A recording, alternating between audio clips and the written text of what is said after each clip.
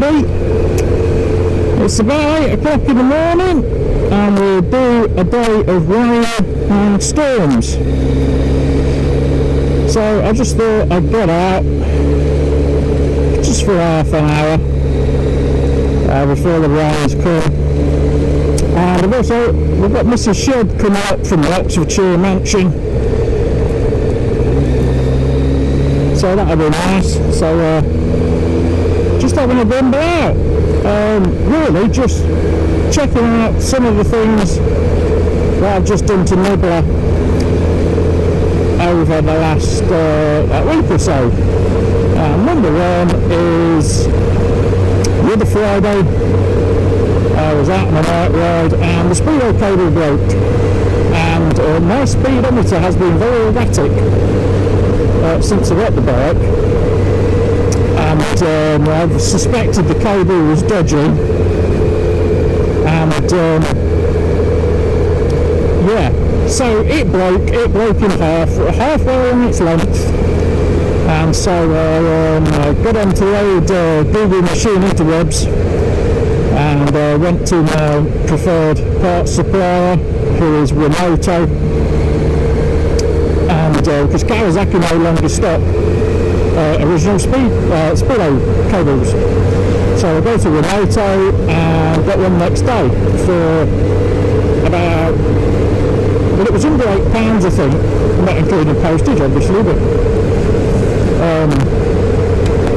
so that was good. And I ordered a second horn, because Nibbler only ever has had one horn, and I did notice on the parts schematics and other people's bikes on the forums that they had two horns, and the wiring is there near the temperature sensor for the thermostat.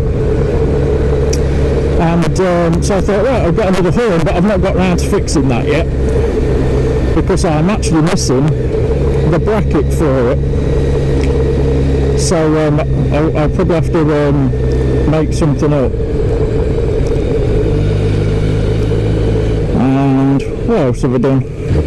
Oh yeah, I've reattached the brake hose from the rear master cylinder down to the fluid reservoir. I had a rear brake leak, and it was a bit difficult to actually diagnose where it was coming from, because obviously it was it looked like it was coming out of the master cylinder, but the fluid was actually tracking down from the top hose clamp on the fluid reservoir. So I put new clamps on, but I've the pipes fine. I just put new clamps on and it's all good. And I've got the sat nav rigged up at the moment just to check the validity of the speedometer, because the last one with the old cable, especially when you get up towards sort of the 60 miles an hour area, was way out and the needle would fluctuate, which is why I suspected a bad cable in the first place, but you can never be sure. I've had quite slow speedo cables just for the genuine routing of them. They break quite consistently yet for a couple of years. But right now I'm doing an indicated 55 and it's saying I'm doing 50, which is 51, 52, which is a lot better than it was doing before. So now I really have got to watch my speed. But now we're on a 60 road. It's one of the local company routes around here.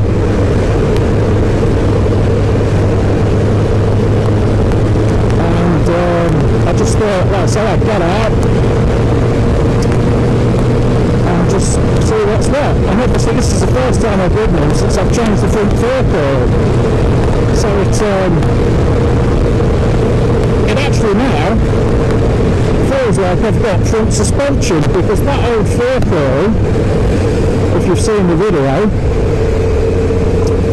came out like water. I'm not kidding. It was the colour of water, the consistency of water, it wouldn't surprise me. The poor things had at least, 5 years sat outside under a tree. Jesus, my lines through the corners are terrible this morning, but this is a pre-cup of tea, so I can be allowed a little shunky pile. I can be allowed a little forgiveness on the bad lines. I'm not going far.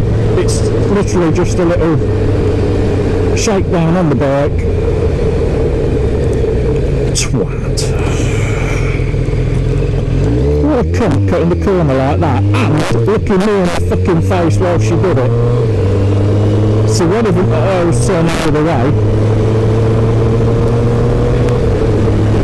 So I've got an uncle that does that. He's turning into our street to look you in the face and then cut straight across you. It's just how he drives. He's always done it, regardless of whether there's somebody coming or not. Oh, see? So let's go up 60 on the clock. Just above 60 on the clock, and we're reading 56. So let's see what a genuine 60 is on the track nav.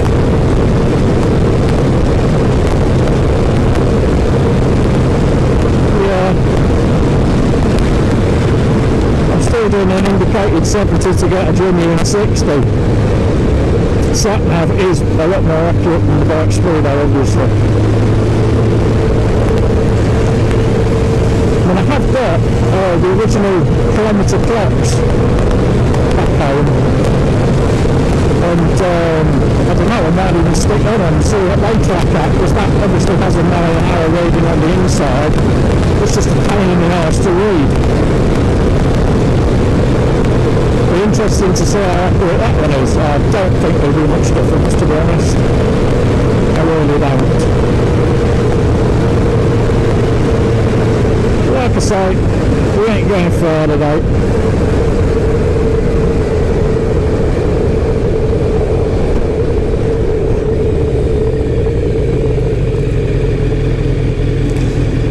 Yeah, seems to be running okay, which is nice. I've got the sat nav rigged up, no destination, it's just to verify the speed, because I fitted a 12 volt accessory socket.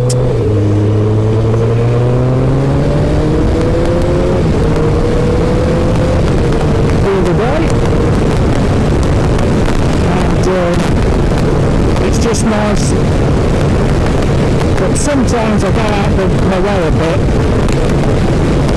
and once I get to trust the bike and get to using it, I'll start to go out of the way. And what I plan to do now is just go off my usual trodden path, basically, and go to places I haven't been, and see a road and go, I'll go down there. And it's handy to have a little sat nav with you, or a little pocket map or something, just so you can find the petrol stations and the service stations, or any help if you need it, to be honest.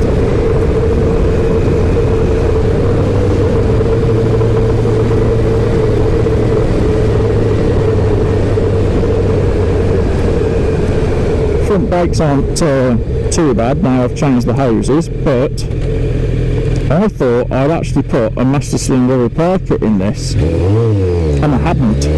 Not on the brake side. I've certainly done the clutch and the rear brake.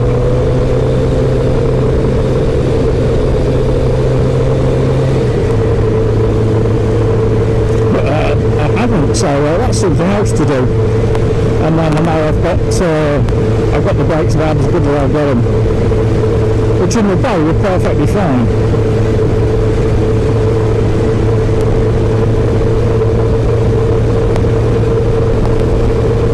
Many people out today, which is how we like it.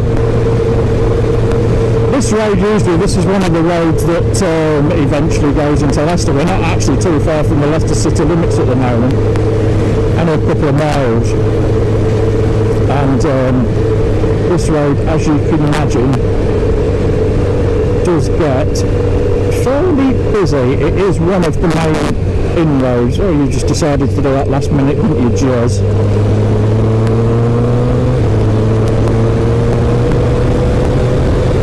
I've got a van following me, and he's all over the road to try and keep up. So if he starts taking turns that I do, I'm going to get rid of him.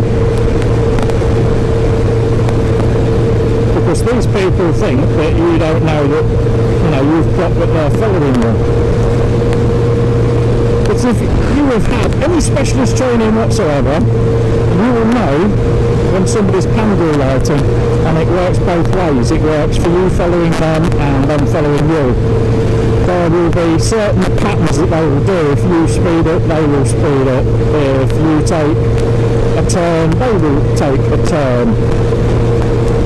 And it's easy to spot once you know what you're looking for, because we have to be wary of it on bikes, which is why I don't have think bike stickers on the cars, because one thing you don't do in a car is think about being followed home, but when you're on your bike you're all aware of it. It turns out that is a B-Shore installations van, so we're all cool, he's just going out for a job.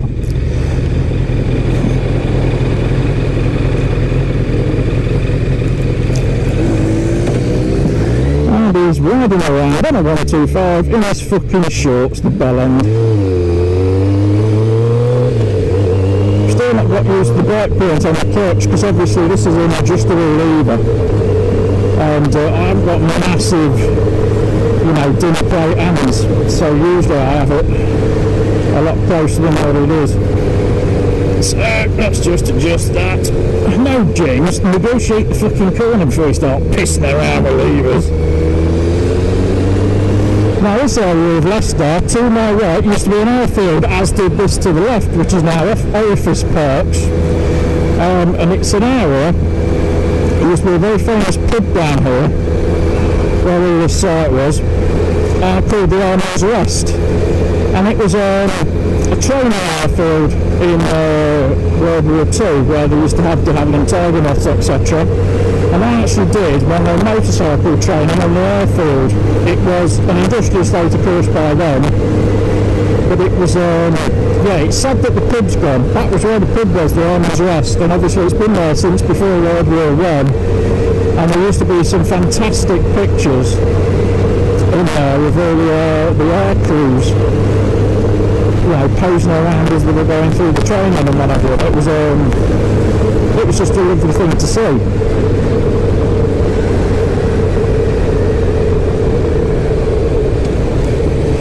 I think I need to re-bleed the rear back brake, and I bled it pretty well. I pulled a fair bit of fluid out of it. I think now it's settled down. I think we've got a little air bubble. The rear brake is spongy, but never pin sharp anyway. Look at this oil streak in the middle of the road, look, that's some... How do you not notice that your vehicle is pissing that material out? You must have an oil pressure warning light on the lot.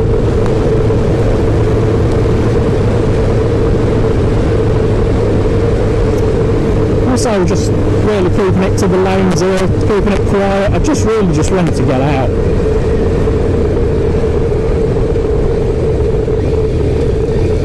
Now, I've always got the option of obviously going to work on the bike, but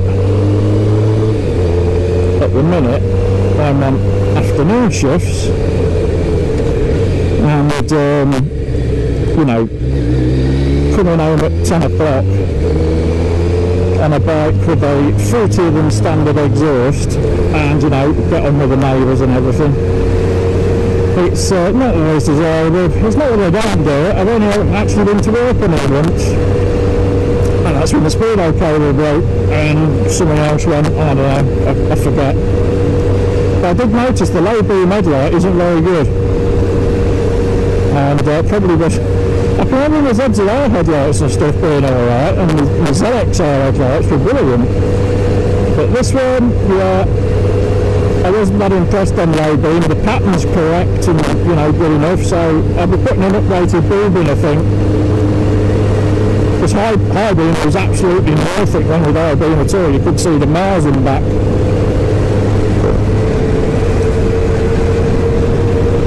So that's something else to do, and it's easy enough to change on one of these. In fact, the speedo cable was very easy to change. All I did was take the screen off, take the clips around off, and then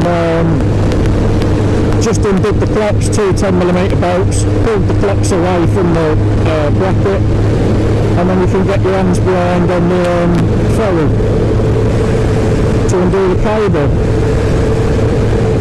You will have to forgive my riding this morning, but my lines are all over the shop. Usually I do like to be fairly precise, fairly consistent, but you know what it's like. Some days you drive like a bag of shit, some days you ride like a bag of shit, but you're still enjoying yourself. Especially true if you're coming back off a winter layoff or something like that. It's like you've never passed a test. But I'm enjoying this. We've got temperature stable, we've got fuel in the tank, we've got a working speedometer which now is 50, that's alright. Doing about 47 at an indicated 50, that's fine.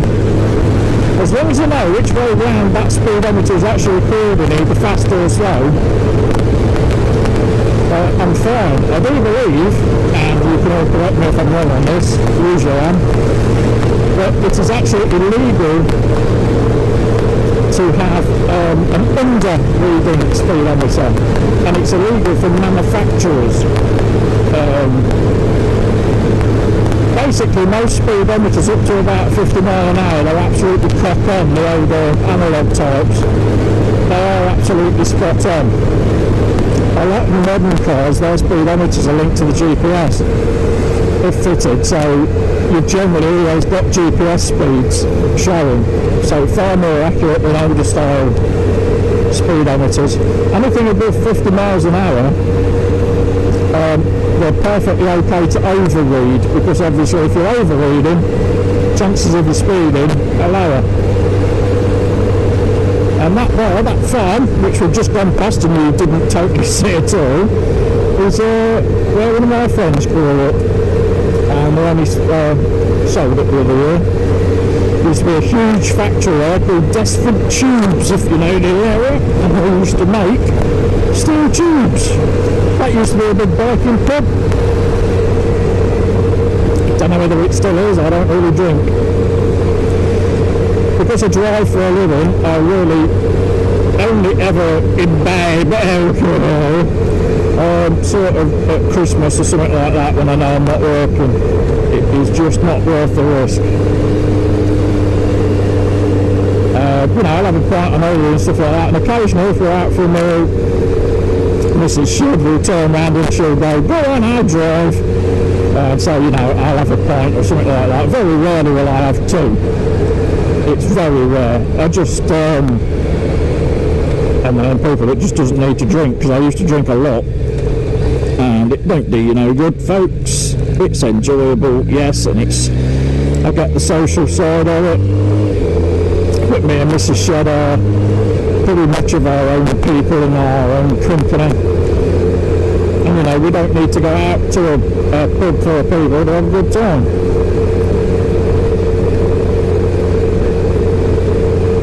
Now, I might get a bit tin of paint as we go down this road, because the other year, during the lockdown, COVID and all that, we're on a little place called Desford now, and one of my good biker rally dad basically used to live in this pub for Bluebell. Fucking hell, I'm surprised they didn't charge him rent. Every weekend there was a bike rally when there was one on. Pretty much every weekend that there was a bike rally, he'd be there, and he'd be first to the bar and last to leave. Quite often you were traipsing out for a piss in the early hours of the morning, and you'd see Pete still sat on a bench and wankered, utterly wankered. and he'd say something like, "Come on, drink me here, I'll fucking hit you." Said with, you know, the most love and care. He was a lovely chap, and we used to call him had several nicknames: a laughing gnome, little pixie, the lot. And if any of you have ever seen any of the Terry Pratchett movies, or you know who Cohan the Barbarian looks like, Pete looks exactly like him. God bless him, he's buried right in there, and we're going to have a live celebration for him next month, and I shall do my level best to go. But what a lovely bloke. We knew he was suffering with something, and you know, he said on his Facebook statuses, "I've got COVID, paramedics have come out, got me paracetamol to get my temperature down and stuff like this, I feel alright." And then, you know, a couple of days later it was, "Well, I feel a lot better now, you know, I'm having a can of soup," or whatever it was. And then you think, "Oh, brilliant, good for you, kiddo." Because you don't see these people very often, really. And the next thing I know is, I think it was his nephew or something like that, sure it was his nephew, posting up that he passed away with COVID, or complications thereof. He had a lot of underlying problems, and he had for years. I mean, all these years of smoking, fucking being flat on your back in a wet field, you know. It all adds up, folks. It gets in the end. "Oh, I see that cool scoot at the side of the road." Oh, yeah. So, yeah, bless him. Well, I'm getting quite emotional.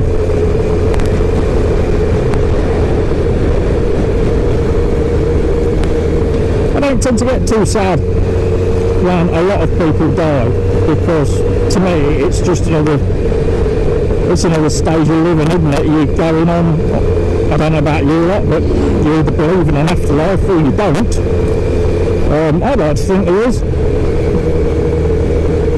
I'd say believe is probably the wrong word. I think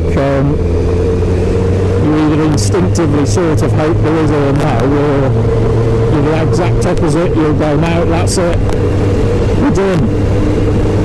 You know, that's it. As soon as you're in the ground or up between me, that's your lot. But, you know, we're all strange sentient creatures, or at least fucking most of us are. I do meet people where I've met slugs with more personality in life, but there we go. Desford, you really do need to sort your nano covers and shit out. A while ago they actually started putting that permagrip stuff, show grip or whatever they call it, on the nano covers. And we thought, "Oh, brilliant. Here's Mr. Bus, here's Mr. Bus. Oh, it's Mrs. Bus. No, that's alright, my dear."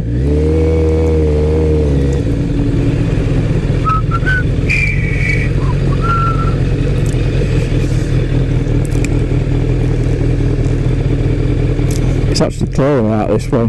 It looked worse for weather out. Hold on.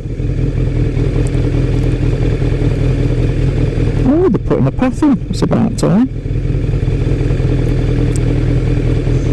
It smells like that'd be called the new path for the next 20 years now.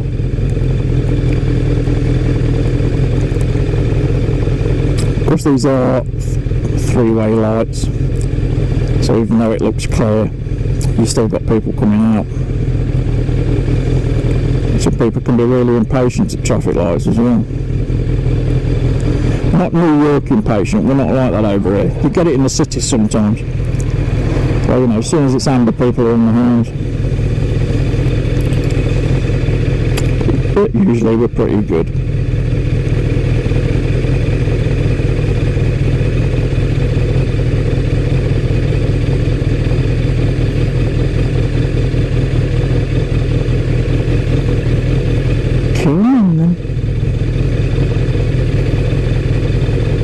There we go.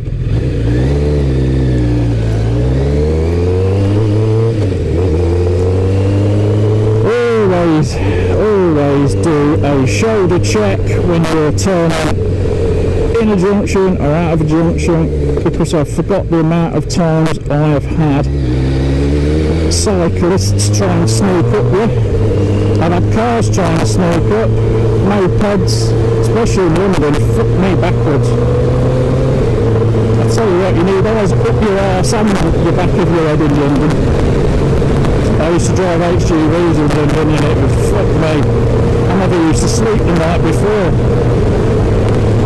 Well, when you're a country boy raised in an environment like this, which, you know, compared to a lot of parts of the world isn't actually that rural, but it is for us. And it's and you go to that there London, fuck me, there's just too much happening, boys and girls, there really is. Some people love the bustle, and you know, they love the cut and the thrust, but no, not me, cut and thrust means something else. But yeah, no, you can keep your London in the big cities, thanks very much. I'm not that kind of person. If somebody offered me £1 million to stop a weekend in the city, and you know, I had to do all the tourist shit, I'd seriously have to think about it. But if somebody offered me £1 million to go and have, you know, a month on an isolated Hebridean island, I wouldn't think fucking twice about it. Off you go, straight.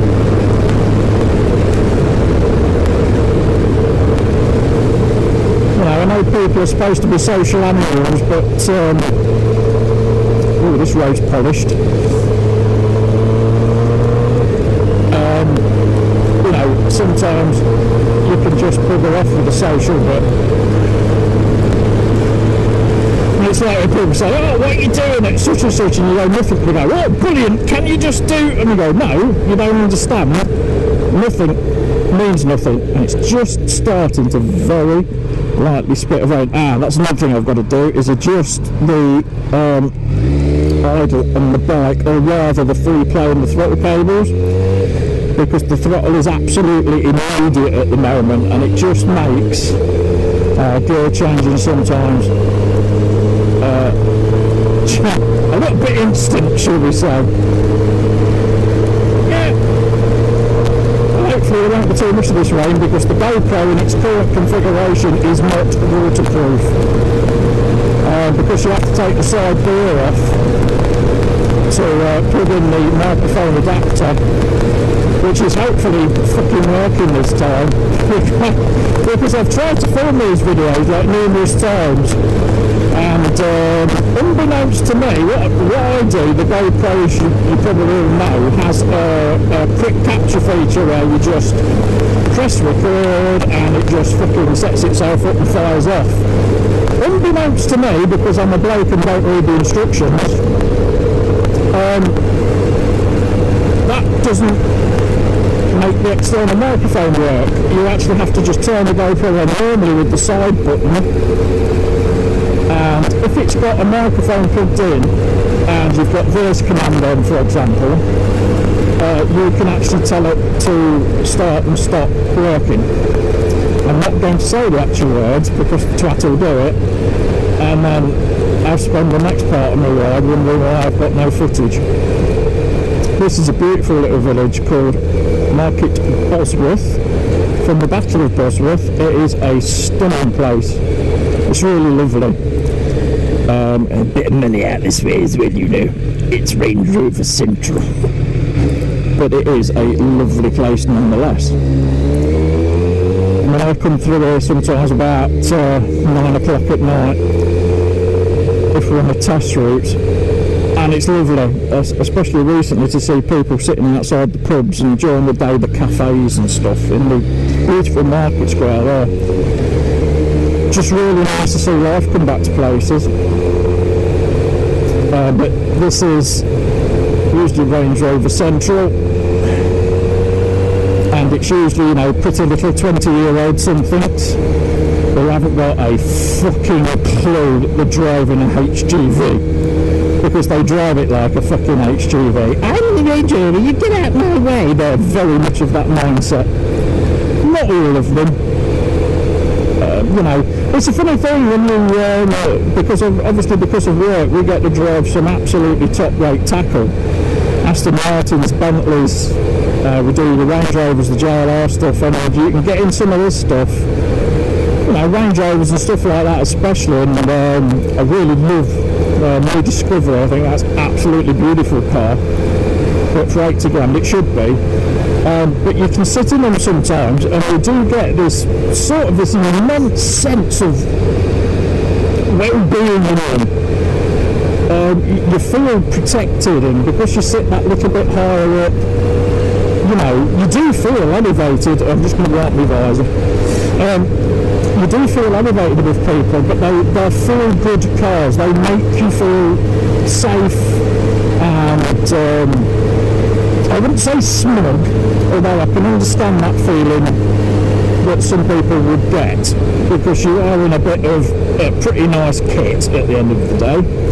And obviously the majority of the ones you see out on the road aren't fucking paid for. There you go, I just tweaked the throttle a bit there, and she did a bit of a lurch, so we've got to sort that out. I've got the tank out, get the correct marine on the right one, get the correct idle, well not idle, you know what I mean. I've got correct free play at the throttle, but she is just catching right early. I mean, it's literally as soon as you fart, the throttle's on, and I don't like that. I like to have a moment's grace on the throttle before she sends it. Yeah, let's put a round up. Well, I say round up to the national speed limit, boys and girls. Right, map 2 and indicated 17, it bloody feels like 17. According to the sat nav, I'm doing 60. So hey ho. Do you know what, if I didn't speed check it with the sat nav, I would say this is 70 because it feels like it to me.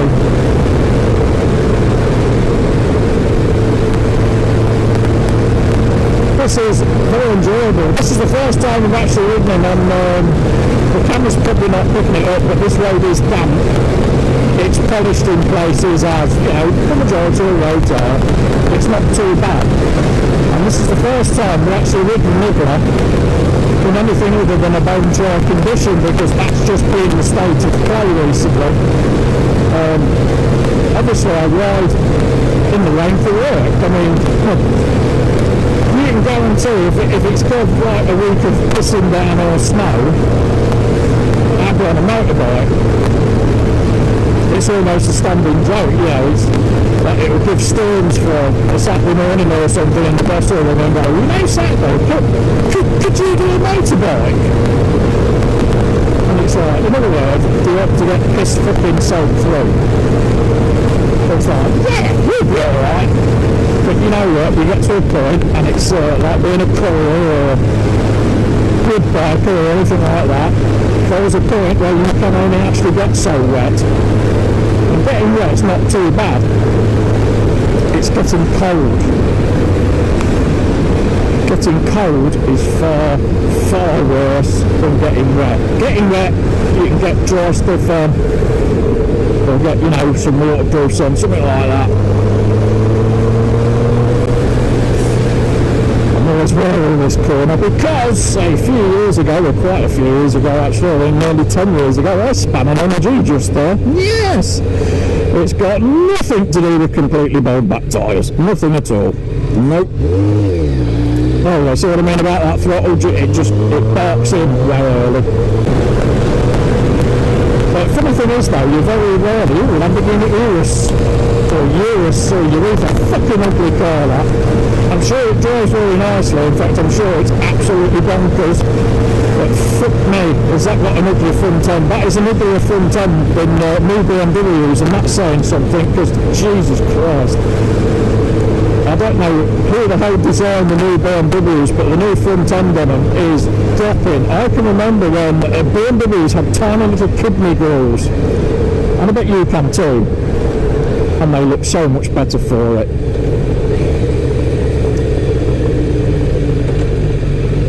You know, they look distinctive, it was their identity, and now because we live in a world where we celebrate fucking high-headed celebrities with absolutely no cultural or moral content. It's all about the bling, it's all about the swag. So now, if you notice, car badges, we've got massive. That new grill on the front of BMWs is just atrocious.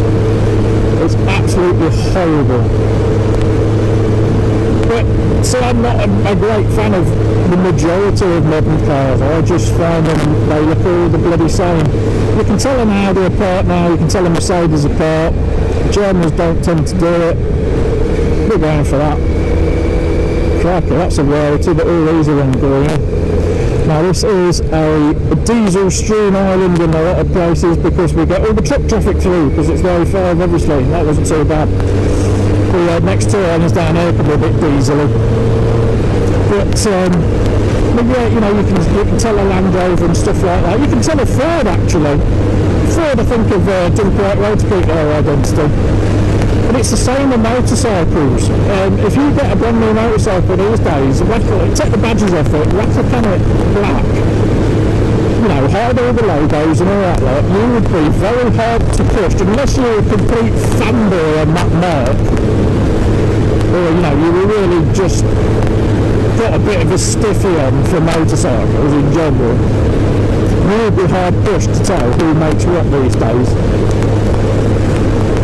You know, I can remember when I was doing my, when I was on old plates, sort of 1990, all up through that period when I first passed my test, I'd say up to about 2000 I was really into my motorbikes, and I was one of those people where I used to get the brochures from the dealer and you could imagine yourself riding it all. So yeah, I mean, I don't know what modern car or motorcycle brochures look like because they don't interest me. I can't afford them, so they don't work. It's one of them. Older bikes interest me. Carburetted bikes interested me because generally if you come down at Sarah Road you can go and going again. You know, you can Heath Robinson up something to get them to get you home. Modern fuel injection, I know people with fuel injected Harleys. The fucking things don't make it out of the county before they come out, and we end up, you know, either selling the bike or they retrofit a carburettor, which sort of defies the point of having fuel injection. Never had much bother with fuel injection on cars, to be honest. Car systems seem to be a lot more robust than motorcycle systems. Also, I think motorbikes, they lose a lot of character with fuel injection.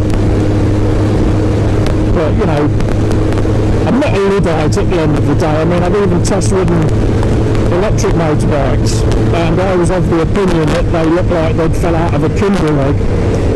But they actually turned out to be a blast, an absolute blast. But I'm sure a lot of you are like me. Sometimes you get out on a motorcycle to find a bit of peace. Not necessarily to get your head straight or anything like that, but just to have a bit of peace. And I'm going to wait in traffic because I don't know the timing of these lights. And there's a drop there that wants to come across, so let's give him the chance, shall we? But yeah, I was really surprised. These were Zero motorcycles made in that there California, and they were really good. I mean, really good. I'd say they were on a power level equivalent to sort of an old CBR 600 or something like that. And really surprising. The acceleration, we actually had like a Trials dirt bike style one, I think it was called an FX. Come on, you fucking pig jab driving bellend. And they were really impressive. And they're really impressive. Where the fuel tank was actually a cubby hole, and you could, I don't think you could stick a lid in it, but you could bring a portion of fish and chips home. But I was really impressed, and at the time we were actually charging it up with a kettle lead, genuinely a kettle lead. But yeah, they were good fun, and we did sort of an unofficial back back-to-back acceleration test with the dirt bike styled one, and there was like a naked style one. I forget what the modern name was called on that, but they were exactly the same. I mean, the dirt bike one actually cut out at 80 miles an hour, which is fine. For 99.99% of your riding, that's absolutely fine. You don't need it to go any quicker, especially not on a naked, because if you don't like me, you end up being a sail over 50 mile an hour anyway. So that was really surprising that they actually matched each other in acceleration, but I'm guessing they probably shared motors. But the naked one had like a higher capacity battery, which gave it a bit more range. And do you know what? Yeah, I think they're overpriced, but then I think motorcycles are overpriced these days. I mean, you know, when I was on O-plates and just doing the test, a superbike could cost you about £4,000. I know everything's relative. There's your 125. God, son, oh, I've got my mug back from the burn. Oh! The art is not dying, boys and girls. Bit of diesel on this roundabout. But yeah, if you can afford an electric motorbike and it works for you, I'd say go for it. But I'd have to have one alongside a normal motorcycle. Because, you know, it ain't the kind of thing you'll hop on and go bigger out in West Scotland or Wales or something like that. You would have to seriously plan your journey on an electric. And it's the same with an electric car. That's the only thing which I really hate about electric cars is the lack of range. Because most of them are pretty damn nice to drive. In fact, they're so easy to drive. You could put a toddler in a lot of electric cars and it could be driving in an hour. They are just so easy. If you're not a fan of driving or, you know, anything like that, electric cars would actually work pretty well.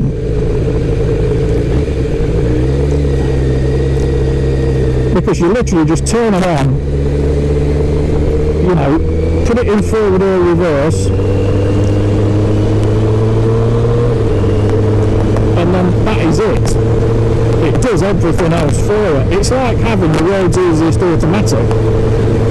From my commute to work, yeah, it would work perfect, you know, like an old Nissan Leaf or something, which, you know, now probably about £4,000. Yes, it would have lost some of its battery capacity, but fuck all. Literally fuck all in real world use. My commute is 25 miles a day, and even with reduced capacity, and I know with Nissan Leaf, I could probably get 3 days out of a charge, which I don't know how much it costs to charge something like a Leaf. I've got no idea, because the idea of having an electric car I've never entertained. But I can bet you it won't be the 30 quid it cost me in fuel now.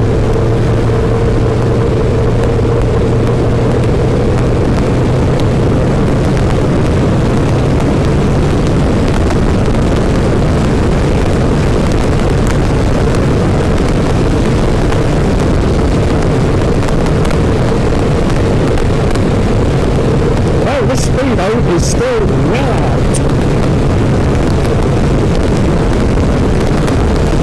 Oh, well, I don't even know whether you can hear me anymore. I don't know how much wind is getting into this helmet. I adjusted the chain the other day as well.